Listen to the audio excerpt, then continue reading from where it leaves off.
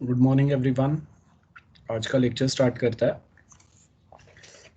I hope all of you are aware about the internal syllabus. It's going to be first 2 units. मैंने पहले भी बोला हुआ है। इंटरनल सिलेबस, इंटरनल्स का जो सिलेबस है उसके specific if you have any doubt let me know, otherwise will start with our new topic. Anyone, any doubts about internals? No, sir. Okay, so we'll start with our syllabus. Okay, so Sir, हाँ बोलो। sir, I had a doubt regarding the assignment that you have given us. हाँ, तो sir मेरे को मतलब ऐसा messages आ रहे हैं लोगों के कि we have to submit in a PDF format, right? कौन बोला ऐसा? मैंने कोई सबमिशन बोला नहीं है। लास्ट टाइम फॉर नहीं वेब नहीं प्रोग्रामिंग सर। जब आपने प्रोजेक्ट बनाया था तो आपने हाँ वहाँ पे पीपीटी या जो अपना प्रोजेक्ट बनाया था वो एज इट इज सबमिट किया था ना। तो if you prepare a PDF for your presentation तो आप वो प्रोवाइड कर दो। अगर आपने पीपीटी बनाया तो उसको एज अ पीपीटी भी आप सबमिट कर सकते हैं या पीडीएफ भी सबमिट कर सकते हैं, नो प्रॉब्लम। अच्छा, ओके, थैंक यू। या एंड अगर किसी के टॉपिक अगर क्लैश भी हो रहा है, टॉपिक क्लैश हो रहा है ना। हाँ सर। हाँ, तो मैंने बोला है ना कि वो अगर you suppose to explain it with some different examples, तो आप कितना बेटर वे में एक्सप्लेन करोगे उसके बेस के ऊपर you will get a marks. Okay, now will start with our syllabus. So हम लोगों का जो सिलेबस है उसमें as you can see last time we were on this backup वाला रेड वाला topic, redundant array of independent disk. यहाँ पे थे हम लोग। So will continue, just 1 minute.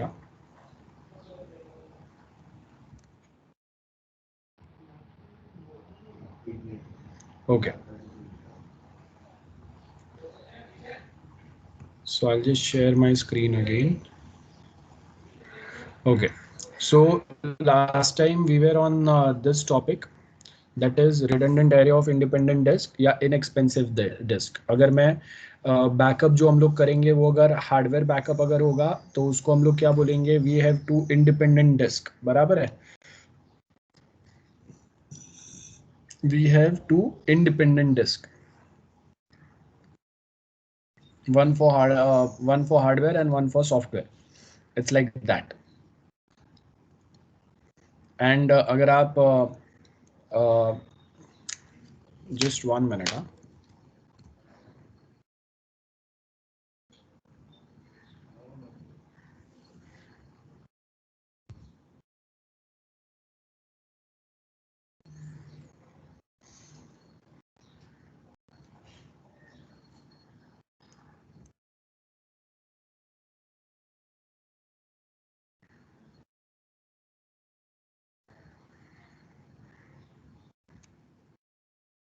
Okay.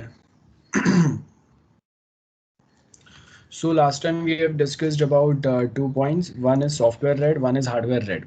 अगर hardware read है, that is we have two or multiple separate hard disk।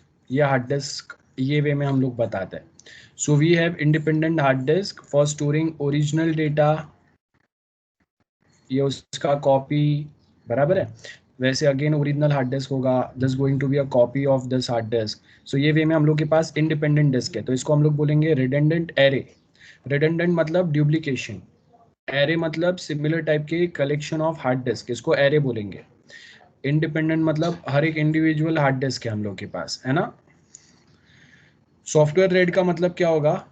This is my one hard disc, ये 1 TB का है, तो इसको मैंने दो पार्ट में डिवाइड किया है, 500 GB एंड यहाँ पे ये 500 GB।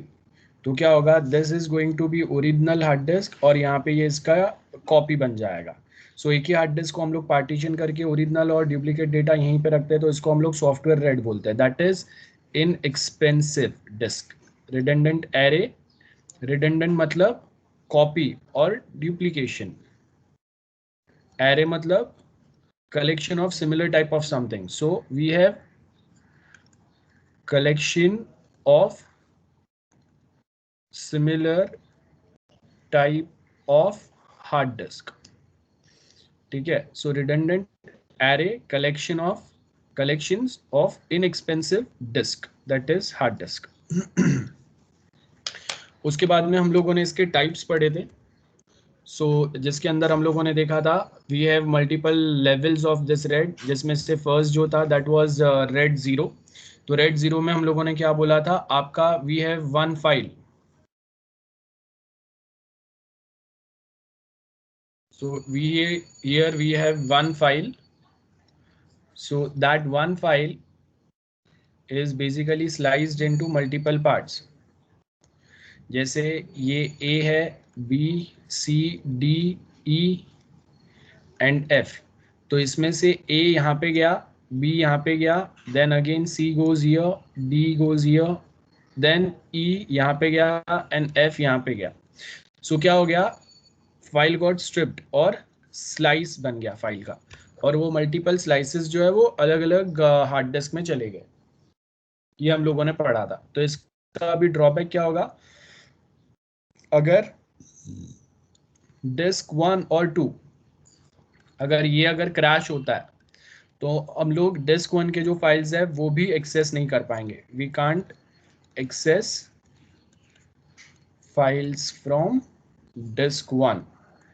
बराबर है, क्योंकि उसका आधा पार्ट यहाँ पे आधा यहाँ पे है ना, तो आपका फाइल सारे क्या हो जाएंगे, करप्ट हो जाएंगे.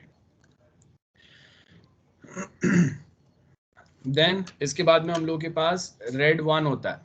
रेड 1 के अंदर क्या होगा, आपका जो भी फाइल है उसका मिरर बन जाएगा. तो suppose if this is my file A B C D E N F, तो इसका एक copy will go here original file and इसका एक copy duplicate will create here. So अगर ये मेरा साटा का हार्ड डिस्क है of 1 TB 54 ampere, okay, RPM, तो यहाँ पे क्या होगा, ये भी मेरा साटा का ही हार्ड डिस्क होगा 1 TB का 5400 RPM. ठीक है, दोनों सेम रहेंगे, ये याद रखना आपको. सो ये रेड 1 होता है जिसमें मिरर क्रिएट होता है, ओरिजिनल हार्ड डिस्क का मिरर इमेज यहाँ पे क्रिएट होगा. Okay, I'll just show you one thing. Just give me 1 minute. मैं आपको एक एग्जाम्पल बताता हूँ.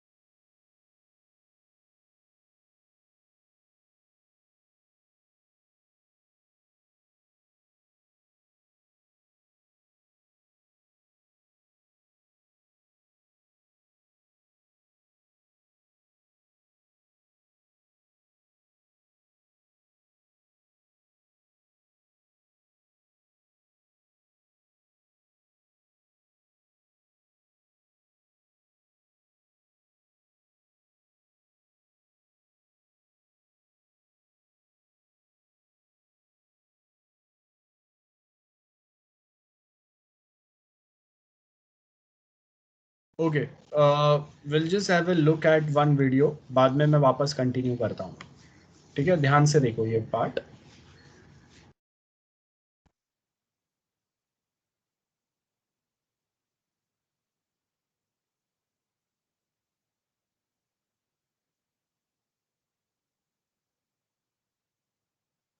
Important part of storage is a very important part of fault tolerance. If something were to happen to a company's data, such as a disk failure that results in data loss, then that could have a serious impact on how the company performs. That's why we need to make sure that if a disk does fail, that no data loss would occur. And one of the best ways to prevent data loss is RAID. RAID stands for Redundant Array of Independent Disks.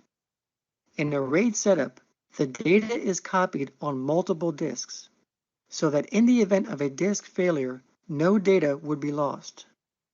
Now, there are 4 common types of RAID. There is RAID 0, RAID 1, RAID 5, and RAID 10. Now, RAID 0 is not fault tolerant. In fact, RAID 0 shouldn't even be called RAID, because not only does it not provide fault tolerance, it actually increases the chance for data loss. Because in a RAID 0, the data is not duplicated, but it's actually spread or striped across 2 separate disks.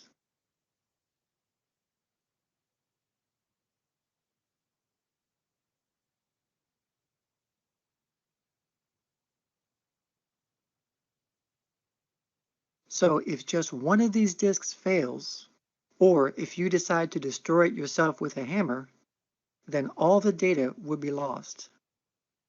So the only reason why you would want to use RAID 0 is speed, because when you have 2 disk controllers working instead of 1, then accessing data is much faster.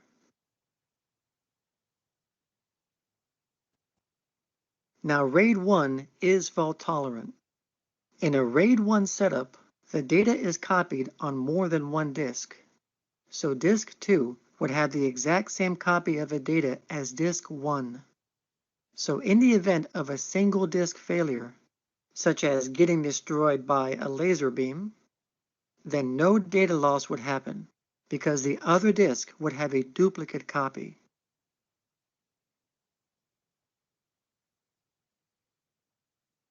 Next, we'll talk about RAID 5. In order to use RAID 5, you need to have 3 or more disks. RAID 5 is probably the most common setup that is used because it's fast and it can store a large amount of data. So in a RAID 5 setup, data is not duplicated, but it's striped or spread across multiple disks. And in addition to the data, there is another very important piece of information that is being evenly spread across all the disks. And this information is called parity. And parity is used to rebuild the data in the event of a disk failure. But there is a downside to RAID 5, because since the equivalent of an entire disk is used to store parity, it reduces the collective amount of data that can be stored in this array. So for example, if all 4 of these disks were 1 terabyte each, that totals 4 terabytes. But in a RAID 5 setup, the total amount that would be used for data storage would be 3 terabytes, because the equivalent of 1 entire disk would be used to store parity. And finally, there is RAID 10. And RAID 10 is basically what the name says. It's combining RAID 1 and RAID 0 together. And you need to use a minimum of 4 disks. So in a RAID 10 setup, a set of 2 disks are mirrored using a RAID 1 setup. Then both sets of the 2 disks are striped using RAID 0. So RAID 10 benefits from the fault tolerance of RAID 1 and the speed of RAID 0. But the downside in a RAID 10 is that you can only use 50% of the capacity for data storage. So if you are using 4 disks in a RAID 10 setup, you can only use 2 of them for actual storage.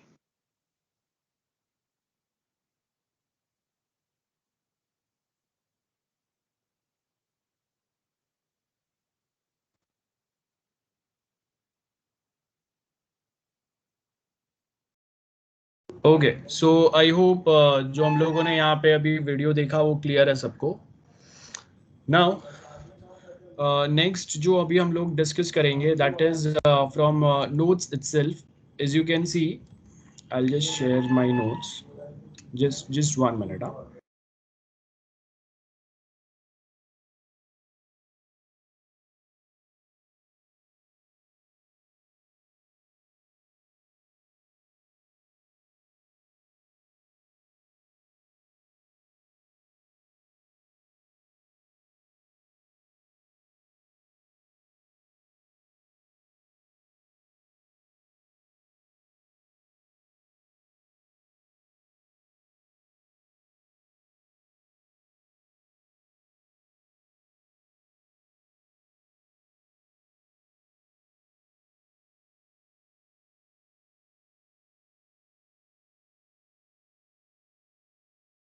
Okay, so we'll just have a quick look up at red 5 and red 6 में difference क्या होता है. याद रखो ये सब कुछ हम लोग बैकअप पर्पस के लिए कर रहे हैं. ओके, ध्यान से देखना एक बार, then will continue with our theory part.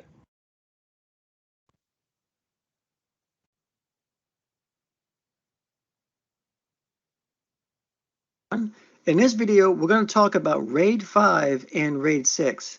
Now, previously, I did do a video about RAID 0, 1, 5, and 10 a few years ago, but I never covered RAID 6. But to understand RAID 6, you need to understand RAID 5. So that's what we're going to talk about. Now, RAID stands for Redundant Array of Independent or Inexpensive Disks. In a RAID setup, the data is copied or spread on multiple disks, so that in the event of a disk failure, no data would be lost, because that data is spread on other disks. So let's talk about RAID 5. Now, in order to use RAID 5, you need to have 3 or more disks. RAID 5 is a common setup that is used, especially in companies, and that's because it's fast and it can store a large amount of data. Now, in a RAID 5 setup, the data is not duplicated, but it's striped or spread across multiple disks. And in addition to the data, there is another very important piece of information that is being evenly spread across all the disks. And that information is called parity. And parity is used to rebuild the data in the event of a disk failure. Now, in a RAID 5 setup, if one disk were to fail, you would not lose any data, because RAID 5 is designed to handle a single disk failure. So all you would have to do is replace the failed disk with a new one, and then RAID 5 would use the parity information from the other disks to rebuild the data on the new hard drive. However, if 2 disks were to fail at the same time in a RAID 5 setup, then all the data would be lost, because RAID 5 is not designed to handle 2 disk failures at the same time. It can only handle 1 disk failure at a time. So in our example here, this setup is using 3 disks. But since it's using RAID 5, the equivalent size of 2 of these disks are actually used to store data. And this is because it takes the equivalent of 1 entire disk to store parity. So if these disks were 1 terabyte each, 3 of them combined would equal 3 terabytes. But only 2 terabytes would be used for actual storage, because 1 terabyte would be used to store parity. And that brings us to RAID 6. Now, in order to use RAID 6, you need to have 4 or more disks. Now, RAID 6 is just like RAID 5, where the data is striped across all the disks, and parity is also spread on all the disks. But the difference is, in RAID 6, parity is spread twice on all the disks. And the reason for this double parity is so that it can handle 2 disk failures at the same time. So in a RAID 6, if 2 disks were to fail at the same time, which is pretty rare, no data would be lost. And all you would have to do is replace the failed disks, and then RAID 6 would use the double parity from the other disks to rebuild the data on the new drives. So in our example here, RAID 6 is using 4 drives. So that would mean that the equivalent of 2 of these drives would be used for actual data storage, and the equivalent of 2 disks would be used to store the double parity. So again, if these disks were 1 terabyte each, that would be equal to 4 terabytes, but only 2 terabytes would be used to store data, and the other 2 terabytes would be used to store the double parity. And it's also important to note that the read performance from RAID 5 and RAID 6 are about the same. But as far as writing data, this is where RAID 6 suffers greatly, because since RAID 6 has to write 2 independent parity blocks instead of 1, the write performance will be a lot slower when compared to RAID 5. So that's the difference between RAID 5 and RAID 6. Thank you for watching, and I'll see you in the next video. Okay, so I hope आपको एक clear example मिल गया with this 2 videos. I hope voice clear था ना दोनों में, सबको सुनाई दे रहा था clear? Hello hello. Yes, sir. Okay, ठीक है. Yes. So now will now we'll continue with our theory topics.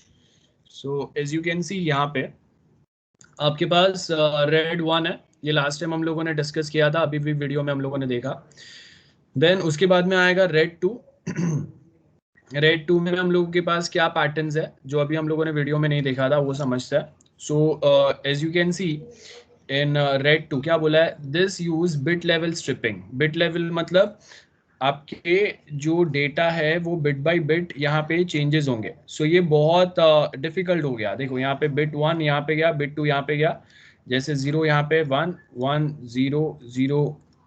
सो अगर मेरा पूरा फाइल है बिट बाय बिट ये वो यहाँ पे जाएगा। So instead of striping the block, block मतलब 1 MB एक में गया, 1 MB दूसरे में गया, वैसा जाएगा, है ना। तो मेरा अगर एक 10 MB का अगर फाइल है तो ये 10 MB फाइल को 10 MB का जो मेरा फाइल है इसको मैंने सपोज 10 पार्ट्स में डिवाइड किया है, divided in 10 parts 1 MB each. तो 1 MB 1 MB है ना, ऐसे 10 पार्ट में डिवाइड हो गया। तो ये मेरा 1 MB जो है दिस इज माई 1 ब्लॉक। तो अब मैं क्या करूंगा, प्रीवियस जो हम लोगों ने एग्जांपल देखे उसमें क्या होगा, एक ब्लॉक आपका यहाँ पे आएगा, दूसरा ब्लॉक दूसरे में जाएगा। लेकिन जो रेड 2 है इसमें क्या हो रहा है, बिट्स स्ट्रिप्ट हो रहा है। मतलब आपका ये ब्लॉक बाय ब्लॉक नहीं हो रहा है, वो ब्लॉक के अंदर भी आपके जो बिट्स है 0 1 1 0 1 ये जो बिट्स है ना वो यहाँ पे जाएंगे। जैसे ये मेरा बिट है, ये मेरा डेटा है, बराबर है। So 0 goes here 1 goes here, then उसके बाद वाला जो 1 है वो यहाँ पे जाएगा, उसके बाद वाला 0 यहाँ पे जाएगा, उसके बाद वाला 1 यहाँ पे गया, इसके बाद अगर 0 है वो यहाँ पे जाएगा। तो ये क्या हो गया, ये बहुत ज़्यादा स्लो प्रोसेस हो गया। इसके लिए रेड 2 हम लोग यूज़ नहीं करते। मोस्ट पॉपुलर जो आपको रेड लेवल्स मिलेंगे वो 0 1 5 6 और बाद में 10, दैट इज 1 + 0, इसको 10 बोलते हैं हम लोग।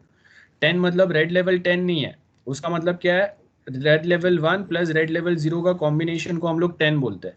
या रेड लेवल 0 1 बोलूंगा मैं। 0 1 का मतलब क्या होगा, RAID 0 that is striping and mirroring, ये दो साथ में होगा। पहले स्ट्रिप होगा बाद में मिरर होगा। और 1 + 0 ऐसा अगर मैं 10 लिखता हूं तो 1 का मतलब क्या होता है, मिरर होता है, 0 का मतलब स्ट्रिपिंग होता है। तो पहले मिरर होगा बाद में स्ट्रिप होगा। तो इसके हिसाब से हम लोग के इंपॉर्टेंट रेड लेवल्स रहते हैं। तो जो आपको मतलब प्रोफेशनली जो यूज होता है वो होता है रेड लेवल 0, देन रेड 1। ये दोनों को कंबाइन करेंगे तो आपके दो लेवल्स बनेंगे, रेड 0 1 आएगा या फिर रेड 1 0 आएगा, ठीक है। देन उसके आगे आएगा रेड 5 जो अभी हम लोगों ने डिस्कस किया, एंड रेड 6, ये इंपॉर्टेंट है। तो आपके इतने रेड लेवल्स हम लोग के इंपॉर्टेंट है, 0 + 1 0 1 1 + 0 1 0, रेड लेवल 0 रेड लेवल 1। ये रेड 10 नहीं है, ये रेड 1 और 0 का कॉम्बिनेशन है, इसके लिए हम लोग रेड 10 पढ़ते हैं। लेकिन एक्चुअल में क्या है, रेड 1 + रेड 0, ये है रेड 10 का मतलब, रेड 0 1। अब वो रेड 1 से रेड 0 1 इज डिफरेंट। रेड 0 1 का मतलब क्या होगा, रेड 0 + रेड 1, ठीक है। इसका मतलब होगा रेड 0 1। मैथमेटिकली जो हम लोग 0 1 मतलब 1 लिखते हैं वैसा नहीं होगा, यहाँ पे डिफरेंस है। तो बस यही है, रेड 2 के अंदर क्या हो रहा है, बिट्स लेवल पे स्ट्रिपिंग हो रहा है, जैसे रेड 0 में ब्लॉक लेवल पे हो रहा था। और उसके आगे फिर हम लोगों के पास और एक डिस्क आएगा, एरर करेक्शन कोड। तो एरर करेक्शन कोड बेसिकली क्या होगा, यहाँ पे देखो आपको दिया है, this information in the redundant disk and stores the information. When data is written to a disk, it calculates the error correction code for the data and strip the data into bits of the data block and writes the error correction code to the redundant disk so that in future अगर ये bit by bit जो हम लोगों ने data store किया और इसमें अगर कोई एरर आया तो ये एरर करेक्शन कोड के थ्रू हम लोग वो डेटा को सॉल्व कर सकते हैं। जैसे हम लोग के पास पैरिटी वाला इंफॉर्मेशन था, ओके। सो पैरिटी वाला इंफॉर्मेशन जो था उसके हिसाब से ये सेम पैटर्न जो है वो वर्क हो सकता है।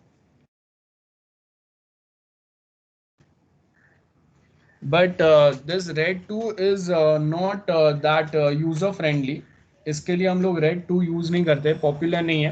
स्टार्टिंग में जब नया आया था वो टाइम पे हम लोगों ने देख लिया, but there are more, we can't use this. आप देखो कि अगर मेरे पास 1 टेराबाइट डेटा है, so 1 TB data it's so huge, और उसको अगर मैं बिट बाय बिट अगर स्ट्रिप करूंगा, it's going to take hell lot of time.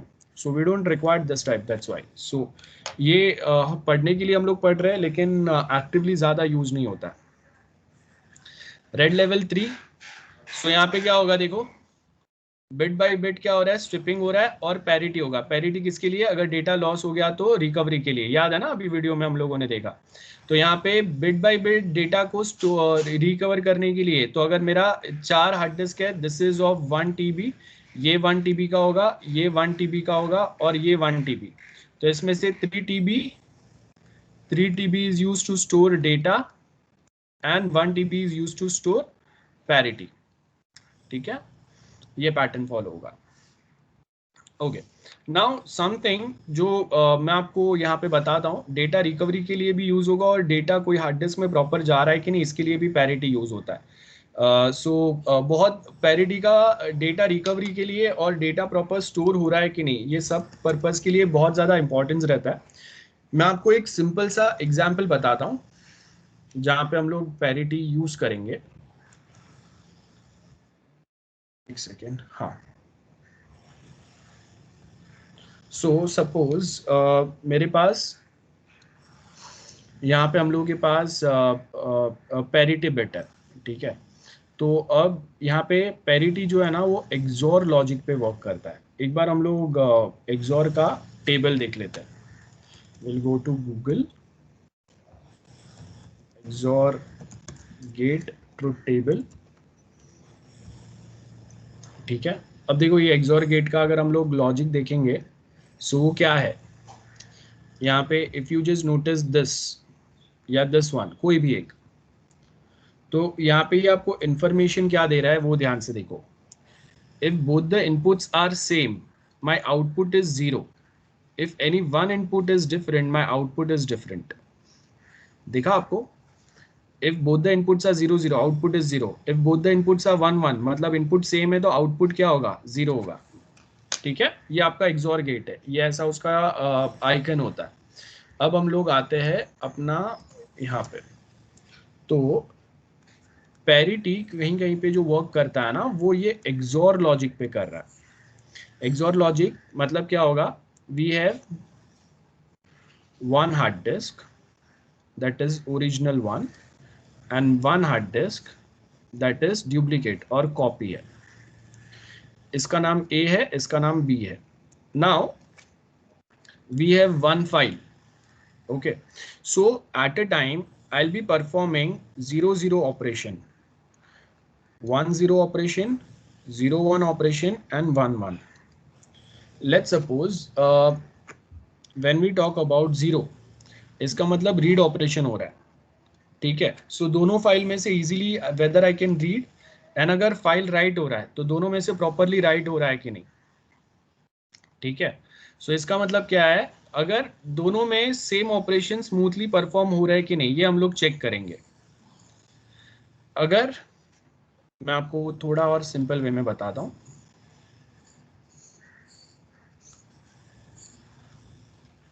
Read write जाने दो. यहाँ पे मेरे पास 0 0 है, 0 1 है, 1 0 है एंड 1 1 है. ठीक है, 0 means off, 1 means on. So अगर यहाँ पे 0 0 है, मतलब both the hard disk are off, बराबर है. तो अगर यहाँ पे हम लोगों ने एक्सोर में क्या देखा, both the inputs are same, my output is 0, this is my output. So मतलब अगर ओरिजिनल भी ऑफ है, कॉपी वाला भी ऑफ है ना. अब प्रॉब्लम कब होगा, जब मेरा original hard disk is off, copy is on, मतलब there are some miss function which is going on between two hard disk. तो यहाँ पे मुझे स्टेटस आएगा 1 1, मतलब there is some problem with either the original hard disk और a copy hard disk, या फिर ये ऑन है ये ऑफ है. So again my output is 1, मतलब देर इज सम प्रॉब्लम. सो ये जो दो स्टेट्स है, यहाँ पे हम लोगों को प्रॉब्लम अगर होगा तो हम लोग आइडेंटिफाई करेंगे. अगर ऑन है मतलब दोनों में एट ए टाइम डेटा बहुत स्मूथली जा रहा है, मेरा आउटपुट इज 0. सो अगर पैरिटी का मेरा रिजल्ट अगर 1 आ रहा है, इसका मतलब एक हार्ड डिस्क का status is different from another hard disk. So when this hard disk is on, if this hard disk is accepting the data, लेकिन ये एक्सेप्ट नहीं कर रहा है, ये ऑफ है। तो मतलब यहाँ का जो ओरिजिनल डेटा है उसका कॉपी यहाँ पे नहीं जा रहा है, या वाइस वर्सा, कॉपी बन रहा है लेकिन ओरिजिनल हार्ड डिस्क में डेटा अपडेट नहीं हो रहा है। सो वो टाइम पे आपका पैरिटी वैल्यू क्या आएगा, 1 आएगा। पैरिटी वैल्यू 1 आया, इसका मतलब है कि आपके कोई तो एक हार्ड डिस्क में प्रॉब्लम है, और वो हम लोग आइडेंटिफाई करेंगे, ठीक है। और उसके बाद में वो सेम डेटा को हम लोग बैकअप भी कर सकते हैं। सो आई होप पैरिटी का लॉजिक सबको समझ में आया है। Everyone, am I clear? Hello guys, yes और no? Am I clear with this? Hello? Yes, sir. Okay, ठीक है। So now will go back to our notes. So यहाँ पे आपको पैरिटी जो दिया है, आई होप वो क्लियर है। पैरिटी लेवल 4 क्या होगा, ब्लॉक लेवल स्ट्रिपिंग होगा, बराबर है। लेकिन वापस इसके कुछ डिसएडवांटेज रहते हैं, या आप इजीली अभी देख लेना, मैंने बहुत कुछ आपको एक्सप्लेन किया है और वीडियो भी देखा हम लोगों ने। पैरिटी लेवल 5 अलग अलग एग्जाम्पल्स क्या रहेंगे वो मैंने बता दिया। Okay, I just do one thing for a future reference. मैं जो वीडियो आज हम लोगों ने देखे उसका मैं आपको लिंक शेयर कर देता हूँ।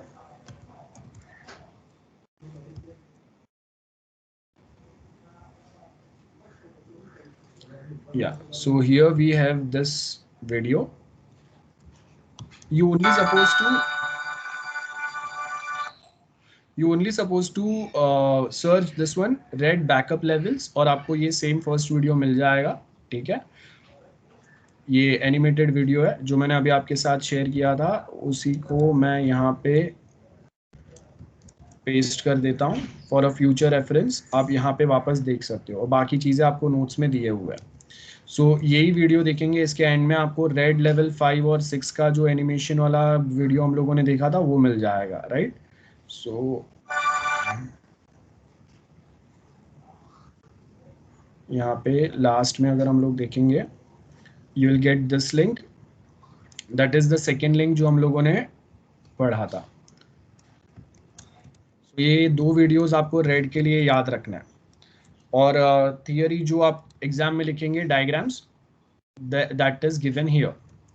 So I hope this is clear to everyone. Red level 0 1, red level 6 क्या होगा अभी हम लोगों ने देखा, वो थियरी दिया हुआ है। रेड लेवल 1 0 है, देखो ध्यान से मैंने जो आपको बताया था। तो रेड लेवल 1 0 में क्या होगा, यहाँ पे आपके ग्रुप्स बने हैं, बराबर है। मतलब रेड लेवल 1 पहले फॉलो हो रहा है, पहले मिरर होगा, है ना। ग्रुप 1 में ये देखो, डिस्क 1 का डेटा डिस्क 2 में मिरर हो रहा है, डिस्क 3 का डेटा डिस्क 4 में मिरर हो रहा है, डिस्क 5 का डेटा वो डिस्क 6 में मिरर हो रहा है। और उसके बाद में क्या हो रहा है, स्ट्रिपिंग हो रहा है। मतलब ए यहाँ पे जाएगा, है ना, देन बी यहाँ पे गया, सी यहाँ पे गया। मतलब एक ही फाइल है मेरे पास, A B C D E और F, this is part of one file only.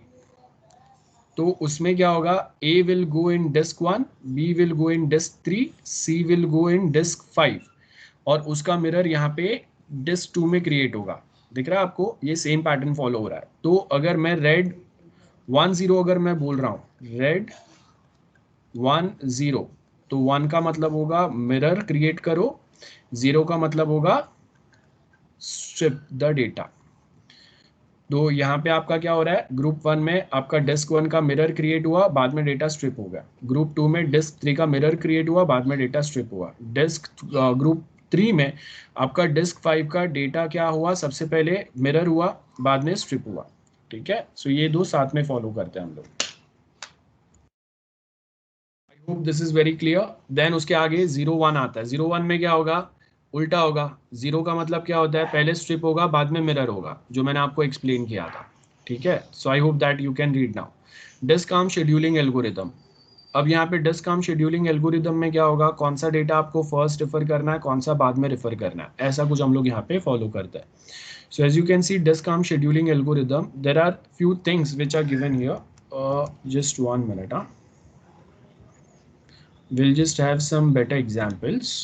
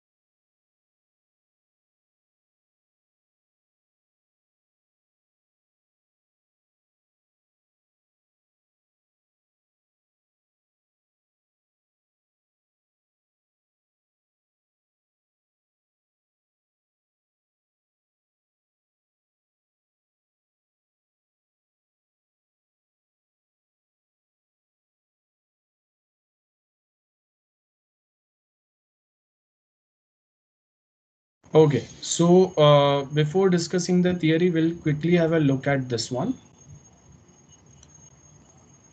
Okay, and then we'll continue with our theory part. ध्यान से देख लेना.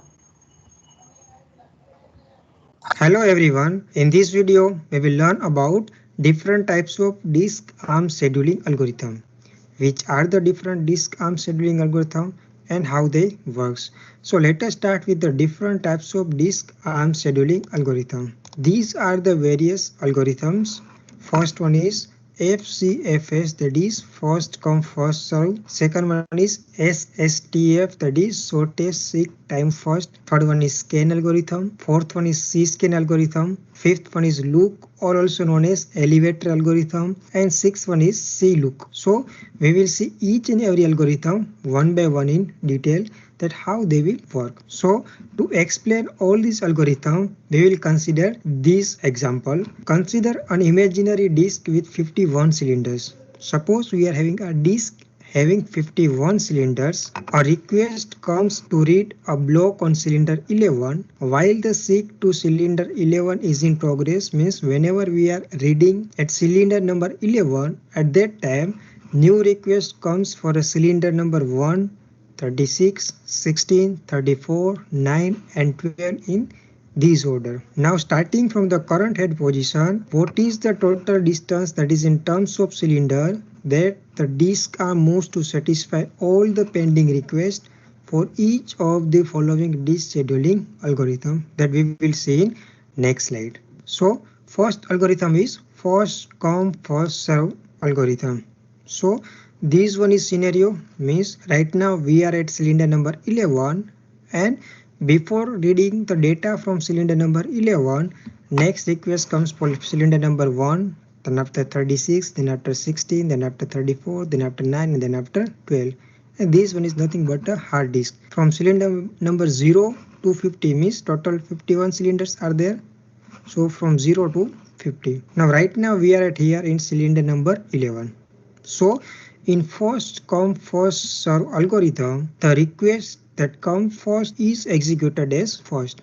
So here if we consider these requests, then the order is like first come as cylinder number 1, then comes for cylinder number 36, then comes for cylinder number 16, then comes for cylinder number 34, then comes for cylinder number 9 and then 12. So first come is cylinder number 1. So from Okay, I'll just show you one example. इसमें proper नहीं है, थोड़ा confusing होगा. So we'll just have a look at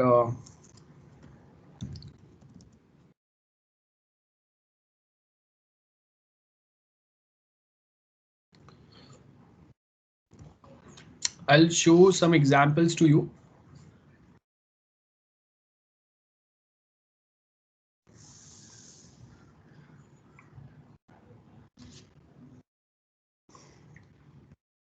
सबसे पहले तो हम लोगों का हार्ड डिस्क दिखता कैसे है.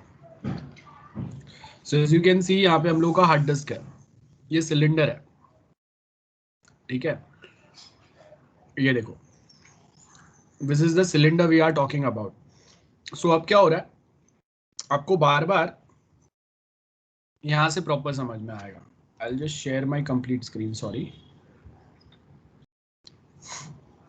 ओके, सो अब क्या होगा, suppose we have multiple such cylinders, ठीक है. तो अब कोई डेटा जो है ये सिलेंडर 1 पे, this is cylinder 1, this one is cylinder 2, this is cylinder 3, ठीक है. तो अब कोई डेटा जो है मेरा वो सिलेंडर 2 पे, बाद में वापस सिलेंडर 1 पे जाना पड़ रहा है, वापस सिलेंडर 3 पे जाना पड़ रहा है. तो आपको इतना टाइम लग रहा है डेटा फेच करने के लिए, उसको हम लोग कैसे सॉल्व कर सकते हैं वो प्रॉब्लम को, उसके लिए ये टॉपिक है. फॉर एग्जाम्पल यहां पे देखो, ये थोड़ा बेटर आपको समझ में आएगा. अब मेरे पास यहाँ पे ये सिलेंडर 1 है. जो भी हार्ड डिस्क होता है ना, यहाँ पे आपको दिख रहा है ये उसका upper side, this is the upper side, and इसके नीचे इसका लोअर साइड रहेगा। मतलब एक हार्ड डिस्क के फ्रंट एंड बैक साइड दोनों साइड पे हम लोग डेटा लिखते हैं। तो अगर मेरा एक हार्ड डिस्क जो है, ये मेरा कंप्लीट एक हार्ड डिस्क है जिसके अंदर वापस कितने सिलेंडर्स या कितने डिस्क है, सीडी है 1 2 3, मतलब कितने सिलेंडर हो गए यहाँ पे, ये सिलेंडर 1 हो गया, 2 हो गया, 3 हो गया। वैसे ही हम लोगों के पास जब आपका हार्ड डिस्क का साइज अगर 1 TB है, 2 TB है या इवन मोर और इवन बिगर, तो उसके हिसाब से नंबर ऑफ सिलेंडर्स जो है वो और बढ़ते जाएंगे। गेटिंग?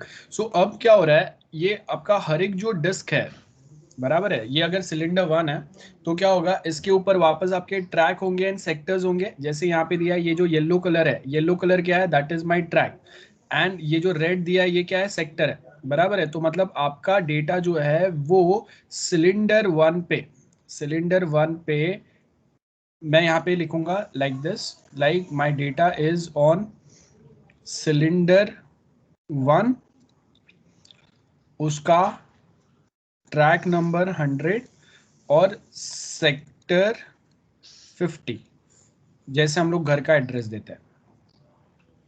तो सिलेंडर का मतलब क्या हो गया, जैसे मैं बोरीवली में हूं, तो बोरीवली जो है ये मुंबई का एक सिलेंडर है, Mumbai is a hard disk. तो मुंबई में अभी बहुत सारे एरियाज है जिसमें से बोरीवली जो है ये एक सिलेंडर है, बराबर है। अब उसमें मैं क्या बोल रहा हूँ, मुंबई बोरीवली में, बोरीवली अब आपके वापस यहाँ पे क्या होगा, बोरीवली का ईस्ट और वेस्ट आएगा। मतलब ये जो हार्ड डिस्क है इसका अपर पार्ट आ गया, बैक पार्ट आ गया, है ना। कोई भी हार्ड डिस्क पे हम लोग ऊपर और नीचे दोनों साइड पे लिख सकते हैं। आपका डेटा दोनों साइड पे रीड और राइट होता है। यहाँ पे अगर आप देखेंगे, वी हैव सच एग्जाम्पल्स, ये देखो यहाँ पे आप देख सकते हो, ये आपको ये हेड दिखेगा। सो ये आपका जो हार्ड डिस्क है उसका ये टॉप साइड है और ये बॉटम वाला पार्ट है, ठीक है। हम लोग दोनों साइड पे डेटा कर रहे हैं, दोनों साइड पे डेटा लिख रहे हैं। ऊपर वाले साइड जैसे हम लोग के पुराने कैसेट्स आते थे, है ना, जिसका ए और बी साइड दोनों आता था। तो आप कैसेट को एक साइड रखोगे तो कुछ एक सॉन्ग्स प्ले होंगे, बी साइड रखोगे तो दूसरे सॉन्ग्स प्ले होंगे।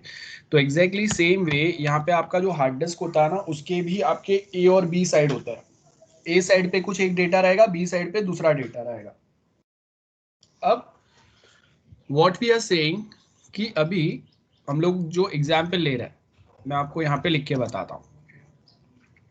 अब हम लोगों का एग्जाम्पल क्या है, मुंबई, ये कंप्लीट एक हार्ड डिस्क है जिसके बहुत सारे सिलेंडर्स है,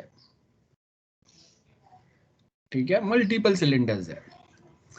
अब इसमें से एक जो मेरा सिलेंडर है वो है बोरीवली। जैसे आप ट्रेन में जाते हो, अगर बोरीवली टू चर्च गेट, तो उसके जो स्टेशन आते हैं वो समझ लो कि वो आपका पूरा हार्ड डिस्क है, ठीक है। सो अब यहाँ पे मेरे पास बोरीवली है, देन अंधेरी आएगा, देन बैंड्रा आएगा, दादर आएगा, बॉम्बे सेंट्रल, लास्ट में चर्च गेट आएगा। अब यहाँ पे मैंने क्या बोला, ये जो मेरा दिस इज माय 1 सिलेंडर, ठीक है। अब इसके वापस 2 पार्ट है, Borivali east and Borivali west. Same way Andheri east, Andheri west सबका आएगा। तो बोरीवली ईस्ट के अंदर वापस we have track and sector. जैसे बोरीवली ईस्ट का मैंने एरिया बोला, बोरीवली ईस्ट के अंदर some XYZ area, like Borivali west का समझते हैं Yogi Nagar, this is my area. और सेक्टर मतलब मैं बोलूंगा योगी नगर, और यहाँ पे ये बिल्डिंग मैंने लिखा XYZ बिल्डिंग, है ना, और उसके अंदर मेरा ये फ्लैट नंबर है। तो अब क्या हो गया कि आप क्या बता रहे हैं, मुंबई, उसके अंदर एरिया, उसके अंदर वापस हम लोग ईस्ट या वेस्ट, मतलब आपका जो सिलेंडर हार्ड डिस्क जो है उसका फ्रंट साइड, टॉप साइड या बॉटम साइड, ए साइड या बी साइड, जैसे कैसेट्स में होता है, बराबर है ना। तो आप हार्ड डिस्क के आगे और पीछे दोनों साइड पे लिख रहे हो। तो वैसे हम लोग यहाँ पे बता रहे हैं कि कोई एक आपके पास हार्ड डिस्क है, उसके ऊपर कोई एक सिलेंडर है, तो आप उसके टॉप साइड पे लिखेंगे या बॉटम साइड पे लिखेंगे, ये हम लोग बता रहे हैं। तो अगर मेरे पास यहाँ पे जैसे मुंबई जो है ये कंप्लीट हार्ड डिस्क है मेरा, जिसमें अभी बोरीवली जो है वो क्या है, मेरा एक सिलेंडर है। अब बोरीवली जो है इसके दो साइड आ गए, एक आगे का साइड, एक पीछे वाला साइड, वो डिस्क पे बराबर है, वो सिलेंडर पे। तो आगे का साइड मैं बोल रहा हूँ ईस्ट है, पीछे का साइड सपोज मैं बोल रहा हूँ वेस्ट है, बराबर है। तो उसके अंदर वापस हम लोग के एरियाज आएंगे, तो ये जो एरिया है ये क्या हो गया, आपका ट्रैक हो गया। और सेक्टर में हम लोग वहाँ पे क्या बता रहे हैं, बिल्डिंग और फ्लैट नंबर बता रहे हैं। तो एग्जैक्टली आपको कोई एक पर्सन को अगर मिलना है तो ये एड्रेस लगेगा। तो हार्ड डिस्क के अंदर भी आपका ये सेम पैटर्न, ऐसा ही एड्रेस काम करेगा। तो अगर ये मेरा हार्ड डिस्क है, बराबर है, इसके अंदर क्या है, ये मल्टीपल हम लोगों के ऐसे सीडी है, और ये सेंटर में ऐसा ये कंट्रोल होता है जिसके साथ ये सारे सीडी जो है ये कनेक्टेड है। अब यहाँ पे मैं क्या बोल रहा हूँ, ये आपका पूरा ये हार्ड डिस्क है, this complete is your hard disk, that is Mumbai, जो अभी हम लोगों ने एग्जाम्पल समझा। अब इसमें ये जो सिलेंडर है, दिस इज माई सिलेंडर, कौन सा है, ये बोरीवली है, सॉरी। अब इसका टॉप साइड जो है, this is the top side, ये ईस्ट है, और इसका बॉटम साइड जो आएगा वो वेस्ट आएगा। और फिर वो हार्ड डिस्क वापस ऐसे ट्रैक में डिवाइडेड रहेगा और सेक्टर में डिवाइडेड रहेगा, राइट। ट्रैक जो है वो क्या हो गया, योगीनगर हो गया, और सेक्टर जो हो गया वो आपका बिल्डिंग नंबर और फ्लैट नंबर हो गया, एग्जैक्ट एड्रेस फाइंड करने के लिए किसी का। तो वैसे ही आपको अगर हार्ड डिस्क पे कोई एक डेटा अगर एग्जैक्ट फाइंड करना है तो ये पैटर्न फॉलो होगा। अब हम लोग एल्गोरिदम क्यों यूज कर रहे हैं, सपोज अभी सेम एग्जांपल है, मुंबई है, हम लोग एक मैप देख लेते हैं, I'll go to Mumbai railway map. Okay, so देखो यहाँ पे अभी है ना, मैं यहाँ पे Borivali to Churchgate railway map. So अभी मेरे पास देखो यहाँ पे है ना, ऐसे कोई रेलवे मैप्स है, ये लाइक दिस वन, थोड़ा क्लियर रहेगा, we have this map, okay, this is a better one। तो अब ये जो मैप आपको दिया है यहाँ पे, ये मैप के अंदर आपको क्या बोला है, we have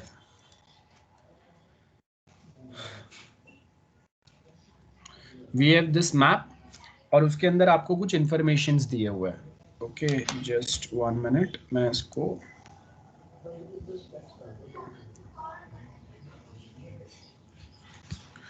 बेटर समझते हैं हम लोग थोड़ा सा।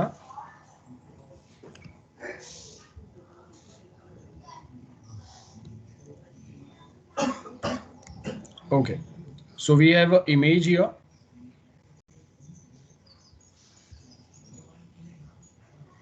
so यहाँ पे अगर आप देखोगे अभी we have this image। अब ये इमेज में आपको क्या बोला है, we have a courier service या पोस्ट ऑफिस सर्विस है। अब यहाँ पे कुछ पार्सल्स जो हम लोग को देना है, ये कहाँ पे देना है, Andheri, Bandra, Dadar, Borivali, Malad, Goregaon, this are the places जहाँ पे आपको पार्सल देना है। अब मॉर्निंग में अगर कोई एक ट्रेन पकड़ता है बोरीवली से, तो व्हाट वी एक्सपेक्ट कि भाई बोरीवली पे पहला पार्सल दे दो, या फिर आई कैन से कि फर्स्ट गो टू दादर, जहाँ पे आपका सबसे लास्ट पैकेज है, और बाद में रिटर्न पे आप कहाँ पे आएंगे, बांद्रा पे आएंगे। So I will start with Dadar, let's suppose, then मैं बांद्रा पे आऊँगा, देन उसके बाद में मैं आऊँगा अंधेरी पे, बराबर है, उसके बाद में I will come to Goregaon, then Malad, and then finally हम लोग आएंगे बोरीवली पे, है ना। सो फाइनली वापस आपको ऑफिस पे आना है जहाँ से स्टार्ट किया था। सो अब यहाँ पे प्रॉब्लम क्या है, आपके पास मॉर्निंग में 8 AM we started with our delivery. 8 AM पे आपके पास जो पार्सल है वो सपोज सिर्फ मालाड का है, 8 AM। Then 9 AM we find some parcel which is of Dadar, ठीक है। देन 10 AM हम लोगों को कोई दूसरा पार्सल आ रहा है जो बांद्रा का है। देन 11 AM हम लोगों के पास कोई दूसरा पार्सल आ रहा है जो वापस बोरीवली का है। 11:30 we receive some other parcel जो गोरेगांव का है. 12 o'clock we receive some other parcel जो अंधेरी का है. तो अभी आप कौन से सीक्वेंस में डिलीवर करोगे? That is the main difficulty here. So we supposed to find it out. We supposed to frame what we say an algorithm to solve this problem. I hope आपको समझ में आया what topic we are exactly going to discuss here. Everyone, hello, guys. Am I clear? Yes, sir. So we supposed to find out this problem कि अगर मेरे पास एक courier service या post office service है, सारे डेटा सारे request आपको एक साथ नहीं आ रहे, आपको अलग अलग डेटा अलग अलग पार्सल अलग अलग लोकेशन से फेच करना है या वहां पे डिलीवर करना है, और वो अलग अलग टाइम पे आ रहे हैं. तो अभी यहाँ पे हम लोग के पास अलग अलग एल्गोरिदम्स रहेंगे टू सॉल्व दिस प्रॉब्लम. एक आएगा आपका फर्स्ट कम फर्स्ट सर्व. तो मतलब मैं क्या बोलूंगा, 8 o'clock को मुझे कौन सा 8 o'clock को I'll just select this. हाँ, 8 o'clock को मुझे कौन सा फर्स्ट पार्सल आया, मालाड, तो I'll go to this place only. Then 9 o'clock को मुझे कौन सा दूसरा आया, दादर, तो ये सेकेंड डिलीवरी होगा. Then 9 के बाद 10 o'clock, this is third delivery. Then उसके बाद में कौन सा मुझे आया, Borivali, this is fourth. Then ये फिफ्थ हो गया और ये सिक्स्थ हो गया. This is the sequence. ठीक है. सो मतलब क्या हो रहा है, एक बंदा पहले बोरीवली से निकलेगा, देन मालाड जाएगा, देन वापस बोरीवली आने के टाइम पे उसको पता चलेगा कि नहीं अभी मुझे कहाँ पे जाना है, दादर जाना है. फिर वापस आने के टाइम पे उसको पता चलेगा कि नहीं अभी बैंड्रा जाना है. देन वापस आने के टाइम पे उसको पता चलेगा कि अरे ये बीच में से ये सारे स्टेशन क्रॉस करके मैं वापस बोरीवली आया, वहां पे पार्सल दिया. अब आप देखो कि अगर मैं बैंड्रा से ट्रेन पकड़ूंगा तो बीच में अंधेरी गोरेगांव मालाड आ ही रहा है ना, लेकिन फर्स्ट कम फर्स्ट सर्व. तो उसमें क्या हो रहा है, बैंड्रा पे पार्सल देने के बाद वापस मैं कहाँ पे आ रहा हूँ, बोरीवली पे आ रहा हूँ वो पार्सल देने के लिए, और उसके बाद फिर मैं वापस जा रहा हूँ गोरेगांव पे, फिर वापस मैं जाऊंगा अंधेरी पे, फिर वापस अगर वापस कोई पार्सल आया तो मैं वहां पे जाऊंगा. इट मीन्स कि हम लोग एक सीक्वेंस फॉलो नहीं कर रहे हैं. मतलब नॉर्मली आप अगर कुरियर या पोस्ट ऑफिस सर्विस में जाते हैं तो वो क्या करेंगे, they provide you one information, first come first serve यहाँ पे फॉलो नहीं हो रहा है. मतलब क्या होगा कि आप आज के दिन में जो भी पार्सल दोगे वो कल वो डिलीवर करेंगे और उसका वो खुद से एक सीक्वेंस बना देंगे सो दैट ये ऑर्डर मिसमैच ना हो. जैसे अगर मैं बोलूंगा कि आज मेरे पास जो भी मैक्सिमम कुरियर सर्विस है, those order start with Dadar, so I will start with Dadar, then Bandra आऊंगा, देन अंधेरी के जो भी ऑर्डर्स है वो सारे दे दूंगा, गोरेगांव के दूंगा, मालाड के दूंगा, बोरीवली के दूंगा, है ना. So this is the sequence which we are going to follow it. लेकिन अगर ये फॉलो नहीं कर रहे हैं हम लोग तो ये प्रॉब्लम हो रहा है. तो ये सेम प्रॉब्लम जब हार्ड डिस्क में से हम लोग डेटा फेच आउट कर रहे हैं तभी भी हो रहा है. तो वो प्रॉब्लम को हम लोग कैसे सॉल्व करेंगे ना, that's what will be discussing in this topic. So यहाँ पे ये जो टॉपिक आपको दिया है, अब ये टॉपिक में आपको क्या पॉइंट्स पे हाईलाइट कर रहा है वो हम लोग देखेंगे. सो अब आप अगर थोड़ा कुछ देखेंगे तो आपको इजीली समझेगा. यहाँ पे आपको क्या बोला है, डिस्क आर्म शेड्यूलिंग एल्गोरिथम है. मतलब आपके पास जो हार्ड डिस्क है, जो यहाँ पे हम लोगों ने देखा हार्ड डिस्क सिलेंडर डायग्राम, बराबर है, ये हम लोगों ने देखा. सो यहाँ पे आपको ये क्या बता रहा है, वी हैव ये वाला एग्जाम्पल देखा ना हम लोगों ने, या ये एग्जाम्पल. सो यहाँ पे हम लोग के पास सिलेंडर कितने कितने हैं.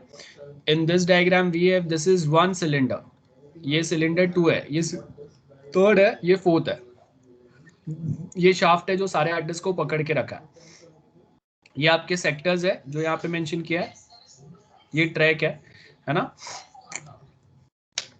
सो यहाँ पे अगर आप देखेंगे कि ये हम लोगों का पैटर्न है, तो अभी ये याद रखना है. अब यहाँ पे हम लोग अगर जाएंगे तो आपको क्या बोल रहा है, डिस्क आर्म शेड्यूलिंग एल्गोरिथम. मतलब अगर मैं बोल रहा हूँ कि फर्स्ट टाइम मेरा रीड राइट हेड है, देखो यहाँ पे आपको पता चलेगा we have this read write head, तो मैं उसको क्या बोल रहा हूँ, जैसे हम लोगों ने बोरीवली टू दादर चर्चगेट का एग्जाम्पल देखा, पहले मैं बोलूंगा दिस इज सिलेंडर 1, ये 2 है, ये 3 है.